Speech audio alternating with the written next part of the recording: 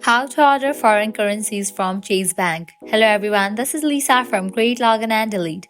Now let's get started. In this video, I'm going to provide you 2 methods to order foreign currency. As per our research on Chase Bank policies, there are 2 main ways to order foreign currency. Ordering via a phone. Simply call Chase customer support to inquire about ordering foreign currency.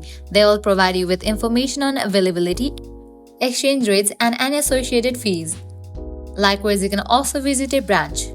Use the Find ATM or branch feature on the Chase Bank application to locate the nearest branch. Visit the branch in person to inquire about foreign currency. It's a good idea to call the branch beforehand to confirm if they have the currency you need in stock and to check the exchange rate. Keep in mind that Chase may charge a fee for ordering foreign currency. An alternative to ordering foreign currency is using a travel-friendly credit card. Well, that's a wrap for this video. This is how you can easily order foreign currencies from Chase Bank. If you guys find this video helpful, don't forget to like, share and subscribe to our channel. Thanks for watching.